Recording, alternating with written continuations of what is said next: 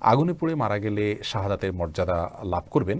নবী করিম সাল্লাল্লাহু আলাইহি ওয়াসাল্লাম বিভিন্ন হাদিসে শাহাদাতের মর্যাদা লাভ করবে এরকম ব্যক্তিদের প্রকার উল্লেখ করা যায়। কোনো কোনো হাদিসে আসছে যে শাহিদু খামসুন, 5 ব্যক্তি শাহাদাতের মর্যাদা লাভ করবে। এর ভিতরে নবী করিম সাল্লাল্লাহু আলাইহি ওয়াসাল্লাম বলেছেন যিনি আগুনে পুড়ে মারা যান তার কথা। তেমনিভাবে পানিতে ডুবে মারা যান, কোনো কিছু নিচে চাপা পড়ে মারা যান, এই ব্যক্তিকে নবী করিম সাল্লাল্লাহু আলাইহি ওয়াসাল্লাম শহীদের মর্যাদা পাবেন বলে বলেছেন। পেটের পীড়া মারা গেছেন তাদের জন্য বলেছেন। আবু দাউদের একটি হাদিসে আসছে ওয়াসাহিবুল হারিকে শহীদ, যে ব্যক্তি আগুনে পুড়ে মারা গেলেন তিনি শহীদ হবেন, অর্থাৎ শহীদের মর্যাদা পাবেন। তবে এই শহীদ আল্লাহর রাস্তায় নিজের জীবন বিলিয়ে যিনি শহীদ হয়েছেন আল্লাহর দ্বীনকে বুলন্দ করবার জন্য, তার সমপর্যায়ের শহীদ হবেন না। তিনি হবেন শহীদে হাকিকি বা প্রকৃত অর্থে এবং সার্বিক বিচারে শহীদ। আর এভাবে যারা মৃত্যুবরণ করেন তারা হলেন হুকমান শহীদ, অর্থাৎ বিধানগতভাবে তাদেরকে শহীদ বলা হবে।